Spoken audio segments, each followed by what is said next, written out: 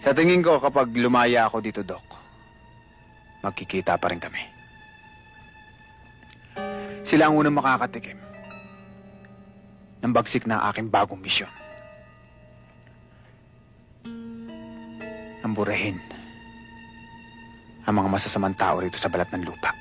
Kung wala silang karapatang gulpihin ka noon, wala ka rin karapatang patayin sila.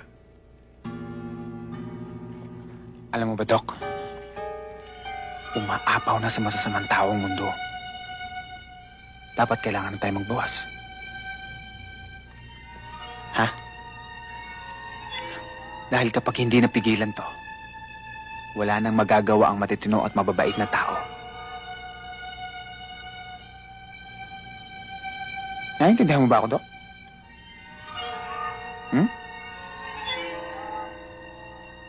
Ngayong Lunes na September 1. 6. Ano nga to? 852-9308. 852 9308. 9. Nang pakabilis naman oo. Huwag mo ko pinipressure, iho. Load lang to, hindi mo to ikamamatay. Kabataan na yun.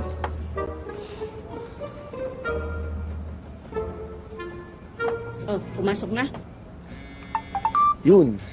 Mabuti. Hindi ako makapaniwala.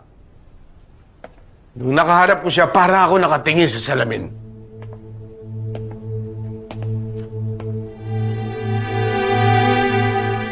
Ay. Nako, Ramon. Ayan ka na naman. Huwag mo nang isipin kung anak mo siya o hindi.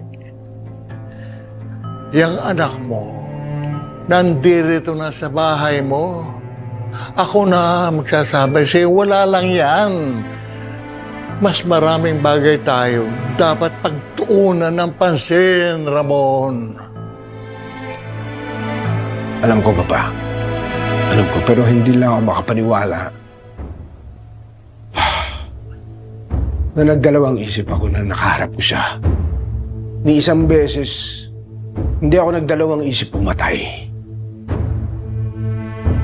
Pero ngayon, sa huli, hindi ko nagawang patayin ang tao ito.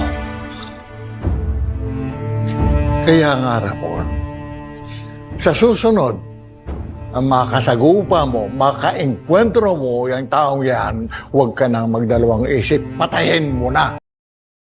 Ligaw na bullet.